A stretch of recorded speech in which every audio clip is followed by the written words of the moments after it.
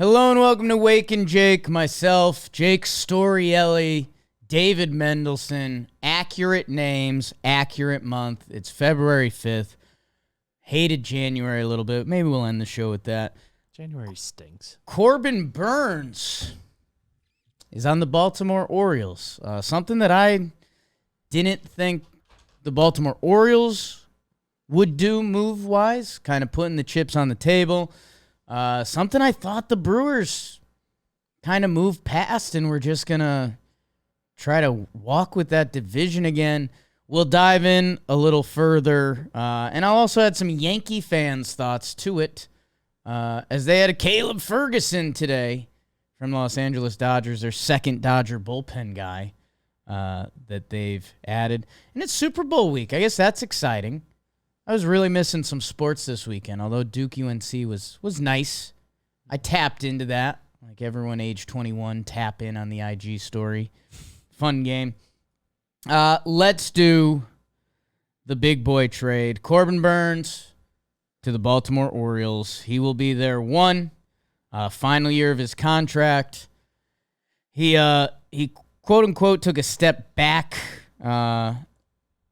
with some of his metrics last year, and that still put him 32 starts, 193.2 innings pitched, 3.39 ERA. He finished 8th in the Cy Young voting, 7th the year before, 1st the year before that. Sneaky 6th in 2020, shortened season. I mean, he led the National League in WHIP last year. Did you know that? So that's pretty good. Pretty good. And if I remember, I don't want to say John Boy Media effect here, but his season numbers looked kind of meh.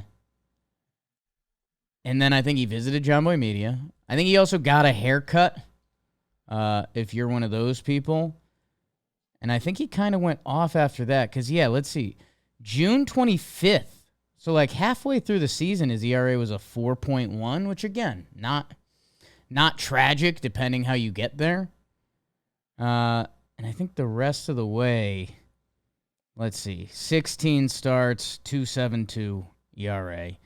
So a little more Corbin Burns coming down the finish line. One thing that doesn't matter, that kind of matters, awesome dude. If you're a John Boy Media person, if you remember our trip to Milwaukee, Corbin Burns hung out with us, and we thought that was really cool because he had taken off and he was just chilling, talking Trev, Cali stuff. Free agency a little bit a few years back. This is a guy that's excited to get to free agency, and he should be, because have you seen the numbers that pitchers get? Former 4th-round pick, St. Mary's College. So pretty cool. He obviously developed that kind of death cutter that's been one of the best pitches in baseball. And the Orioles get their one. Let's do some Orioles. They traded away Joey Ortiz, top 75 prospect, supposed to be a good defensive shortstop with potential to hit. Raked at AAA last year. Only problem for him currently, it seems like the left side of the Orioles infield is good for 7 years with Gunnar Henderson and Jackson Holliday. Gunnar Henderson, did he win? He won Rookie of the Year, right? Yeah. So that's done. Jackson Holliday is the number 1 prospect in baseball and has a good chance to win it this year. And if you're someone that looks at a lot of baseball reference pages or stats, you know what? I'll get in there. Jackson Holliday. So, top prospect. We don't want to get too excited about these guys, right? Because he's 20 years old. Turned 20 in December. But some guys are different. This guy was the first overall pick. He comes from a lineage, MLB family. Matt Holliday, really good. Mm-hmm. Feels like that's a guy that should get brought up in more JM trivia. You'd think. Like Matt Holliday. Okay. I don't think I'm out of bounds saying he falls short of this group, but when we did our Hall of Fame prep episode, he was on the ballot. In itself, a big honor. And the numbers are not far off. Yeah, I mean, we did that. I think we originally did a Foolish Baseball Hall of Very Good video. Like, Matt Holliday, he could give you a conversation. This is what is what Jackson Holliday did last year. How was your 2023? He was 19 years old, so he started at low A. That makes sense. 14 games, 396, 522 on base, a 1.183 OPS. You know what, kid? We're going to send you up to high A Aberdeen. We think you're ready. We think you're the guy. In 57 games at high A Aberdeen, 314, 452 on base, a 940 OPS. You know, hey, you got a chance, son. We're going to kick you up to double A as a 19-year-old. 5 years younger than the average double-A player. Jeez. In 36 games, 338, a 421 on base, a 928 OPS. Well, shoot. If you're going to do that, we might as well send you to AAA Norfolk, where you're 7.3 years younger than the average competitor. In 18 games, a smattering. 267 batting average, 396 on base, a 796 OPS. So in his 18 games at AAA against men, he came down a notch. Still above average for the league. This guy's a dude. I'm not sure when, how it's all going to come together. That's kind of the question with some of these elite prospects. I mean, the way it came together with Gunnar Henderson, would not be surprised if that happened with Jackson Holliday. So all of that being said, Joey Ortiz, whose value is probably being able to be a shortstop, because they also have Jordan Westberg, who's a nice second base prospect. They've got another guy, Kobe Mayo. Not fully in my book, but top 50, top 21. He's listed 21 on Fangraphs, so it's a real prospect. It's like where Jason Dominguez is for Yankees fans. So Joey Ortiz, they move him. And then DL, who was kind of a big-time lefty starting pitching prospect, had some struggles, kicked to the pen, looked good again. Orioles were probably debating if they want to tap into him as a starter like he's been throughout his minor leagues. Their rotation looks pretty good, and meanwhile, Brewers Devil Magic, they're looking to tap into the big, powerful lefty. And they kind of deserve the respect that they might go. That's kind of what the Brewers are really good at. So the Brewers, they get a guy who could be their Willy Adames replacement at shortstop. Fangraphs currently has him listed as their third baseman.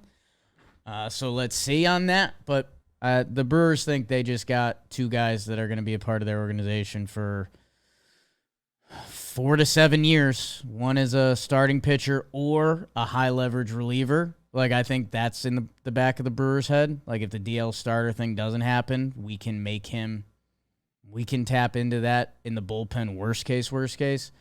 And they got a guy who could be their potential, like, next shortstop, like, for the next 5 years. So, along with the 34th pick in the draft, I believe, compensatory pick, so they'll get to choose their own. Depending where the qualified free agents sign, that can fall as low as, like, 38, but that would mean... Sure. I would expect it to be 34 or 35. Either way, Brewers, big prospect. Brewers believe in who they are as an org. That's more fun. You kind of choose your own adventure. And that is for 1 year Corbin Burnes. So, initial reaction and current reaction. I was pretty not happy with the Brewers, man. Come on, Milwaukee. That division is up for grabs / it's been yours. And no Burnes and Woodruff. That's a tough feeling, man. That's a tough feeling. Adrian Hauser's gone. That Brewers rotation, I believe in them as a franchise, although, like, we are in a next generation of Brewers. Like, I know, like, managers get overlooked now, and I understand why. Craig Counsell's out. Whatever. That's fine. I can deal with new managers, although ask the Cardinals how that's gone. Stearns, the guy that was kind of actually running the ship there, he's gone. He's with the Mets. So, like, this is ushering in a slightly new era of Milwaukee Brewers baseball. And in that, Freddie Peralta jumps up to the 1, which, hey, I mean, maybe he's ready for that. Like, really good 27-year-old pitcher. Last year, 30 starts, a 3.86. A lot of strikeouts. He's honestly been really good the past 3 seasons. I guess for me, it's just a different level. Corbin Burns can go out and win you the Cy Young. Freddie Peralta's never received a Cy Young vote. Freddie Peralta as your 3 is sick. Freddie Peralta as your 1, I don't know.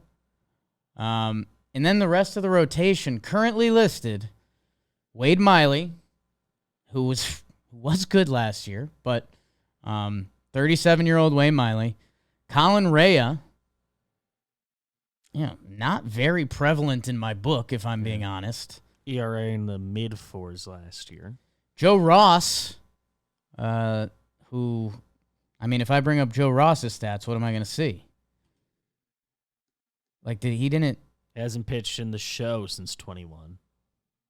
Has he been hurt? What is that? I think hurt. 2020. Just couple ineffective years. Yeah, it looks like we might have some rehab starts there. Work. I don't know what you could be penciling Joe Ross in for, and maybe we'll see some Brewers magic. And then DL Hall is the 5, and he's honestly, Fangraphs hasn't projected to be good this year, and I know some of the people I respect, Eno, and a few others are into it, especially with the Brewers' history and his talent. Left-handed, interesting, young enough. But I can buy in. What does the full year of starting at the major league level look like for him? Maybe he's a breakout player, maybe he's not. Their bullpen I still really like. I'm passing to you. The Kansas City Royals and shortstop Bobby Witt Jr. are in agreement on an 11-year, $288 million extension. Can I tell you what? That's awesome. That is awesome. Good for Kansas City, dude. That guy is going to be there. And I was wondering, because I saw the rumors about the potential extension coming. Heard they were making good progress. Thought, first week of spring we'd hear about one. That's 11 years? 11 years, $288.7 mil. 23 turns 24 this year. I'm stoked for Kansas City, and I think that's an incredible deal. Trev opened up my eyes to it, because I said, who's Bobby Witt Jr.'s player comp? I don't know who it is. I don't have it. And Trev was like, Trey Turner. And I was like, oh, shit. Shortstop, power, stolen bases. Bobby Witt Jr. hit 30 home runs last year, 49 stolen bases. Almost 30-50 in his age 23 season. Finished 7th in the MVP, led the league in triples, and caught stealing. Bobby.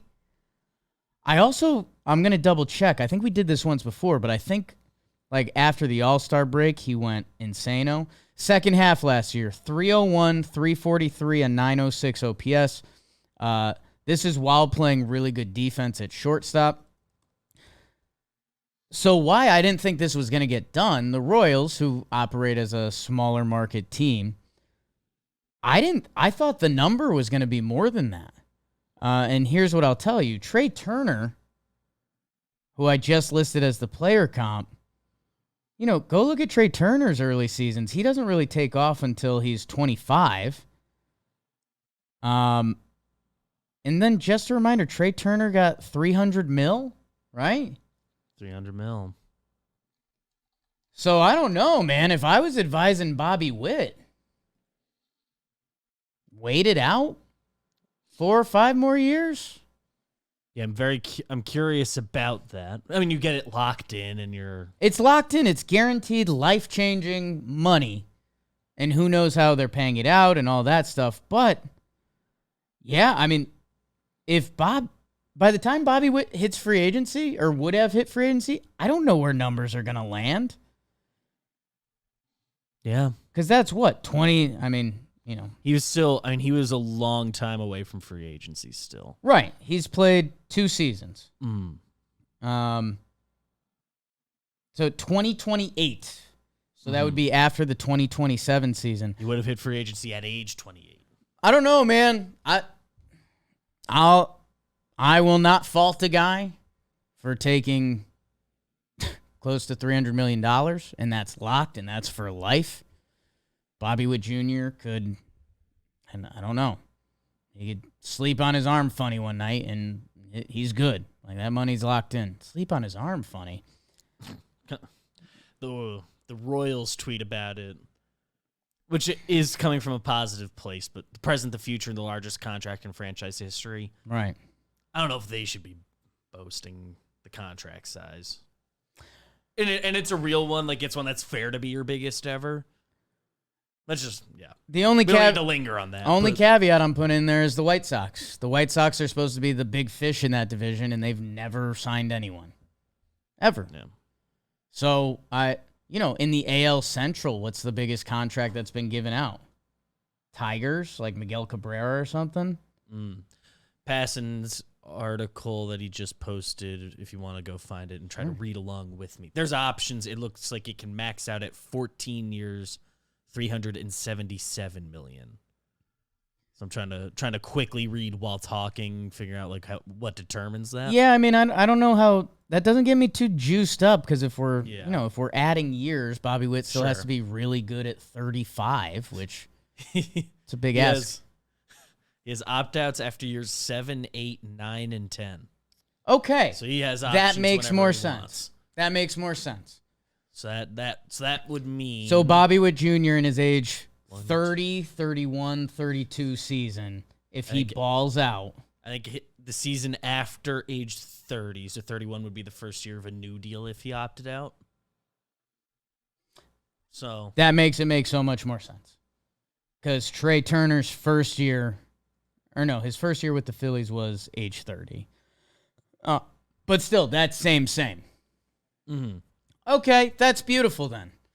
Because that's what Kansas City gets to say. We locked up our guy for 11 years.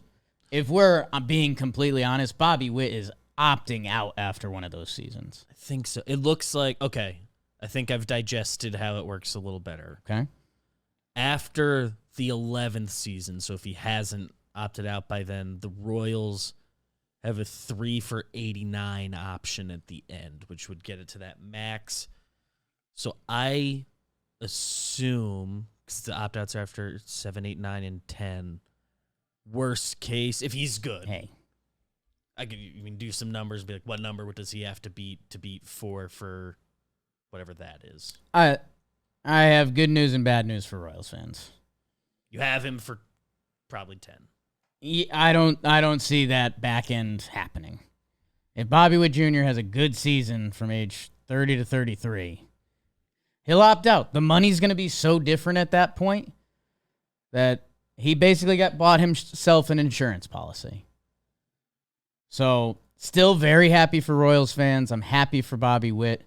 And yeah, I was just about to walk all over myself because I was going to give a whole speech about how his dad played pro ball and he didn't have to jump at this contract.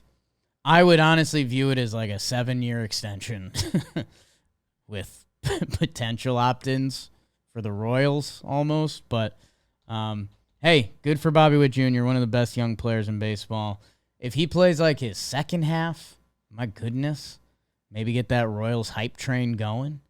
And if you're Bobby Witt, just you're good. Start thinking about the thing. So that last 3-year option would be a raise for you on what you've been making. It's 29-ish a year, right? So you would be getting a raise. You're not in like a bad spot if that happens. $29 million. I don't know.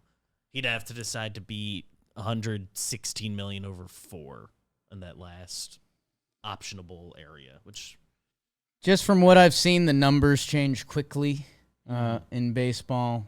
That many opt-outs is just fascinating. That's what all the guys want now. That's what all the guys want now. If you can get those, you should get those. It's kind of what I've been trying to say is that if how many times have you seen a guy have a nutso year and it's the year before their free agent? Michael Conforto. I think that's the one that comes to my mind. If Michael Conforto hit free agency a year earlier, I think he'd be a $200 million player. Instead, he's been on like vagabond mode. So I know that's different because we're still talking about arbitration years and like teams are never going to give that up. Although I've tried to daydream some ways. But yeah, I think that was 2020 was the last not hurt year, so COVID, all that, inherently smaller sample.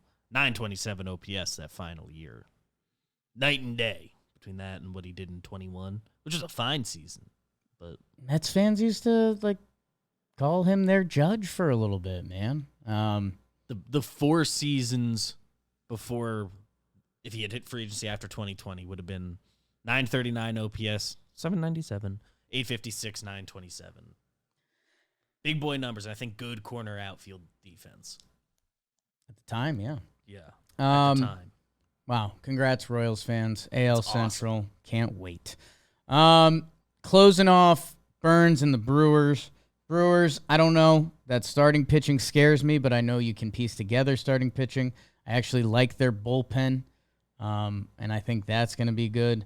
The lineup, which I've been getting myself excited about, I still think there can be excitement. If Chiriot or Garrett Mitchell, if one of the young guy clicks with Adames, Hoskins, Contreras, and Yelich, I left out Frelick there. I think I'll mention him with the young guys and not the other established ones. I mean, I was starting to get more excited for a Brewers season than I have, and then they kind of pulled the rug out from under. I think the NL Central is back to being wide open. The Brewers will be around. I don't know what degree. The Cubbies, again, everyone thinks they've made moves, but they haven't made them yet. And then it's just, are the Reds getting better? And what did the Cardinals flip do? What just got you over there, Babes? Definitely just a glitch on Spotrack's page, or however you say that. How do you pronounce that? Say it in the comments. Yeah. I'm looking at Bobby Witt. I refreshed the page because I figured they'll have the club options, and they're now easier to read. Just the 2037 year. They have a Cubs logo there. Just a glitch that's happened, I think. They have that trade agreed to, and that made me laugh. Just the principle. A good glitch always hits. It's like, how? The Baltimore Orioles. I mentioned it on Talking Baseball briefly. They're my hands-down favorite in the AL East. The Rays, who finished 2 games behind them last year, I think the Rays are going to take a step back. I don't think they're going to have an undefeated April. They've lost a lot of their pitching that helped let them have that undefeated April last year. Their lineup, I talk myself in and out of it. There's going to be a lot of young guys, and the Rays get more credit than other teams when it comes to young guys, but they're going to be the Rays. They're going to be good. It's just, for the Rays, that means 85 to 100 wins. And right now, I think I'm closer to that 85. No Wander, a lot of pitchers hurt. We'll see. The Blue Jays, I really like their pitching. I really do. I can't believe how much I like their pitching. That it's made me furious that they don't add the lefty impact bat at the top of that lineup. They signed Justin Turner, which I love for that team. Justin Turner, veteran, leader, one of the most beloved guys around baseball. Springer, Bichette, Vladdy, Justin Turner, awesome. But we talked to the manager of the Yankees, and he's talked about it on mic before, that when they play the Blue Jays, having Loaizaga and Clay Holmes on the back end, they basically see a double play there. That's what they see. Even if one of you does get on, one of you guys is going to roll over a sinker. That I don't know. You guys know I daydreamed about Luis Arias a little bit, and I don't think he's getting traded. I don't know. Maybe we're about to enter this really cool window, because I didn't think it. Everyone felt like the Corbin Burns time had passed, but this offseason hasn't gone yet. 4 of the top 6 free agents haven't signed. Give or take. So that means a bunch of teams has still been in on them, or still thinks they can be a part of their offseason. They're thinking about them. Which means that's delayed trades, which means I think we're starting to see more of it, including, our Yankees trading for a bullpen arm today, but baseball's become so much about value between WAR and calling up young guys instead of having overpaid veterans that the Yankees could have signed a lot of free agent relievers this offseason, but they waited till February 5th to trade for Caleb Ferguson. Like, there's still a lot of offseason to chew through. Back to my AL East a little bit. The Blue Jays, I wish they made another significant move. We'll see. Left-handed bat in that lineup would be awesome. I wonder how hard they fought for Jock Peterson. I really would have loved that. Our Yankees, 82-80 last year. People forget. Things can't go as bad as last year. And they added Soto. And Stroman should be a nice fit. And Rodon should be better, et cetera, et cetera, et cetera. Volpe should be better. Yankees are going to be a level of good. The depth in the starting pitching staff has Yankee fans nervous. They're going to be a solid ball club next season, or we'll all just lose our minds here. Red Sox, I don't know, guys. Feels a lot like 78 and 84, the same record as last year. The Orioles won 101. Jackson Holliday did not touch the field for them. I think he's going to. They've got layers of prospects that haven't been called up or touched yet. I mentioned Kobe Mayo, Heston Kjerstad, Colton Cowser, Connor Norby. Pump it into my veins. They have pitching depth. Man, Bautista being out stinks, and they tried to replace him with Kimbrel, who deserves probably a little more respect than we generally think when we just say Kimbrel's name. But, man, I think the Baby Birds are going to be electric this year. Adding Corbin Burns at the top of the rotation. John Means is back for them. Is Grayson Rodriguez going to break out? I think he might. Kyle Bradish, fourth in the Cy Young. Top to bottom, this team is really good. Ryan Mountcastle's listed as their seventh hitter. Jackson Holliday currently slotted in the 8-hole. Like, we're not even talking about this guy being needed up top. Cedric Mullins at 6. Gunnar, Adley, Santander. Ryan O'Hearn feels a little weird, but he did Mall last year. Austin Hayes, Cedric Mullins, Ryan Mountcastle, Jackson Holliday. So it feels like there should be another thumper in the middle. But the Baltimore Orioles are really good. Pending the Yankees signing Snell, which I think they should do, the Orioles are going to win the AL East. There was a couple tweets when the Burns thing happened. I think Dan Rourke was on it, and it was my first initial thought, which always makes me laugh because, like, Dan Rourke didn't even really grow up during the Steinbrenner days, but he was like, if these were the old Yankees, they would sign Snell within the next 48 hours. Like, oh, really, Orioles? You want to fucking do this? Let's dance. I don't see that happening. Yankees believe in their bullpen work, and sneaky Victor Gonzalez and Caleb Ferguson kind of know what you're going to get. That's nice. Like, between those two, they have at least one seventh-inning lefty. Their bullpen looks like outs now, and they deserve all the respect there, and there's always a young guy or two that, has a moment. It's how is that rotation going to hold up? Garrett Cole, almost no worries. Carlos Rodon, the opposite. Stroman, what does that feel like? Clark Schmidt following up his first full season. Is there growth? Is there a step back? Same?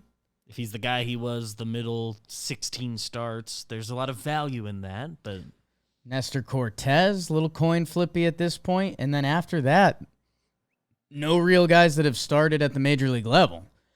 So if the Yankees get one or two spring training injuries, that rotation's going to look and feel a lot different. That I don't know. If you're the Yankees, and this is what I was brewing on all weekend, and Jess was away, so I was alone with my thoughts. BBD, remember when the whole conversation around the Yankees was Judge's window, Cole's window? Well, what are the Orioles doing? Mm-hmm. You want to talk windows? And hey, maybe they're about to extend 3 of these dudes, but their windows feels like, well, they're cheap. The Orioles window is beautifully open, and they just added Corbin Burns, which they didn't really need to, but they did, and that feels nice. I can't promise you the Yankees are going to finish second. I can't promise you the Yankees are going to finish third. I think they will, But, man, they finished 4th last year. And the whole thing about being the Yankees, their brand that they care so much about, it starts with winning and, like, dominating. And the Yankees ain't that right now. I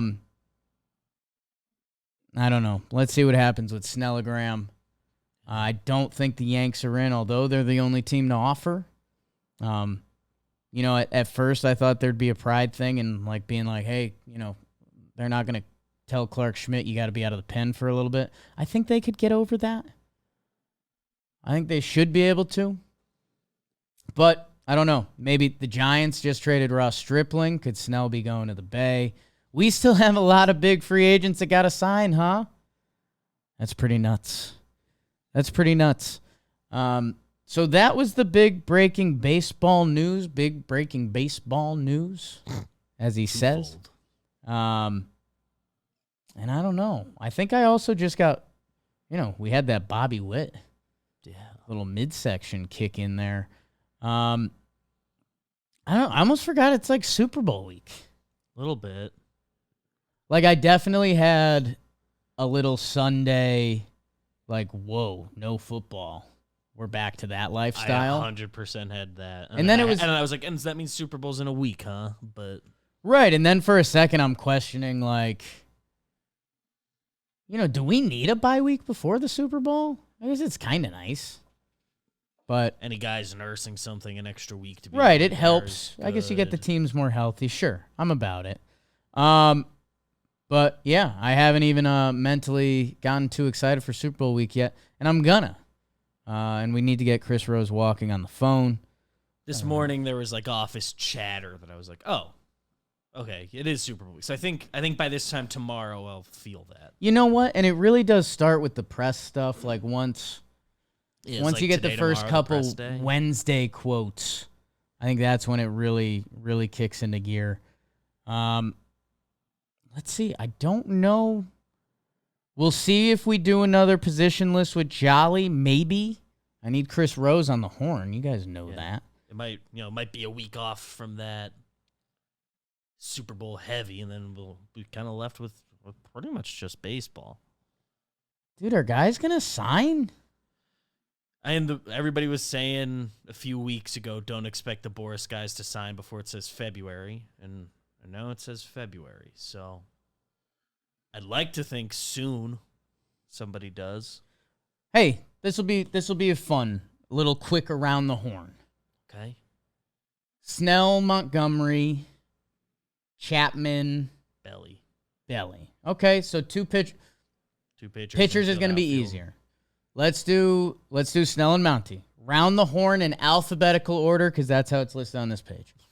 Baltimore, Snell and Monty, probably out. Should be just traded for Corbin Burns. The rest of their rotation looks good. I'm going to put Baltimore Their out. vibes are good. If they do, I wish they were in on Snell. If they do, it's sick. But for everything we know. In Baltimore, I just owed you an apology because I didn't think they'd push the chips in for Corbin Burns. They did. So maybe I'm wrong, but I'm going to put them as a no for now. Boston actually kind of in, right? They really should be the opposite. Yes, they're vaguely where Baltimore should be in is reverse. But we'll put Boston as a yes. Yes, they seem to just not have payroll freedom right now, but yes. White Sox, no. Cleveland, no. Detroit, you've been daydreaming about it. No, same pool as Baltimore though, where I'd be just like. Let's so just say happy no. If they did, it would be a massive surprise. There's been nothing there, rumors wise. Houston? There's been nothing there. I'm gonna say their current 5: Verlander, Framber, Javier, Brown, or Kitty. I'm gonna say no, but I don't necessarily believe in it. Yeah. But let's just say no for now. Kansas City Royals, no. Angels, yes. Mm-hmm. Kind of same as Boston. Minnesota, I'm going no. They've been hard, like we're not spending that kind of money. Not increasing money this year. Yankees, outside of me fantasizing about a different Yankees org, they're currently a no. Yeah. They've technically offered Snell. We would be very surprised if the Yankees signed Snell. Very. Oakland, no. Seattle, no. Tampa Bay Rays, no. Texas Rangers, yes. Especially Monty, yes. Right. I think they want Monty back. Toronto, I feel like I heard rumors there, but that would mean they would have to trade a starting pitcher.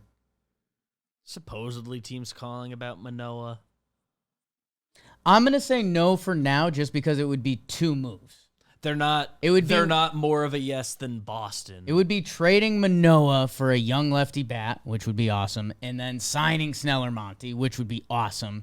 But that's a lot to assume. Mm-hmm. So we've got 3 AL teams that I have down as yeses currently. And one of those was Boston? One of those was Boston. Yep. We'll see. Arizona, I think they're out. There hasn't been any rumors. They signed Erod. Atlanta? Hasn't really been anything. Strider, Fried, Morton, Sale, Elder. Sale was kind of their starting pitching move. Remember they extended him? Mm-hmm. They wanted Cease very badly, but I think that was before the Sale thing. So I'm going no for now. Cubs, yes. Yeah. Cubs are in. Should be. Cincy out. Colorado out. Dodgers? Dodgers, to an extent, you can never say never. I'm going to put them in. Okay. I'm going to put them in. You know what? Yeah. Their rotation doesn't have, Emmett Sheehan can start the year in the minors. Emmett Sheehan and Paxton. Need. Even Bobby Miller. Miami, Milwaukee, no. Nope. Mets are currently no, right? Mm-hmm. Nothing there. Phillies, kind of a no. Philly would be a big surprise. Phillies are a no. But they were on Yamamoto that if Snell gets to the right price. It is bizarre that they haven't done anything besides Nola. Philly and the Yankees would be the same amount of surprise. Yes. They're kind of set. Group is. Yeah. Pittsburgh, no. Padres, no, right? Isn't that the whole thing? The whole reason they got rid of Soto, although Bally's bailed out. Giants, yes. St. Louis is a no. St. Louis, I've daydreamed about the on-field fit, but no. They're kind of Yankees-Phillies, like they could, but let's not daydream. Yeah, so we got... I'd give them a slice on the pie chart, but... 6 teams that should really kind of be in on those starting pitchers. No Nats. No to the Nats. I guess...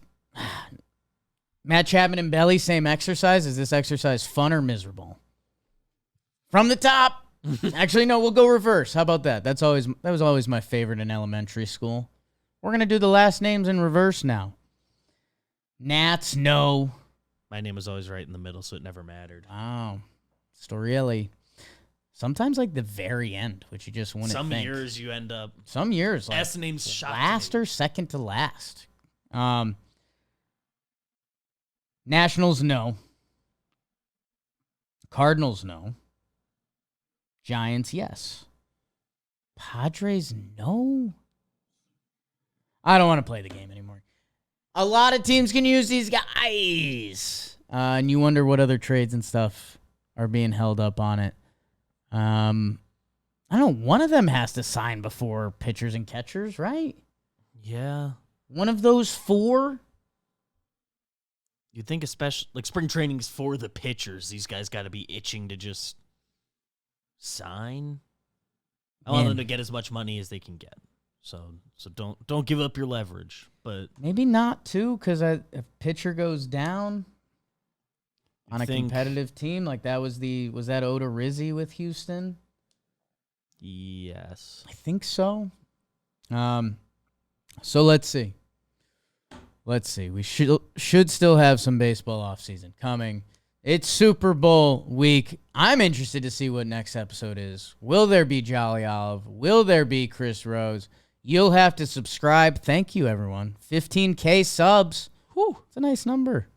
20. We appreciate you guys, and we'll see you Wednesday.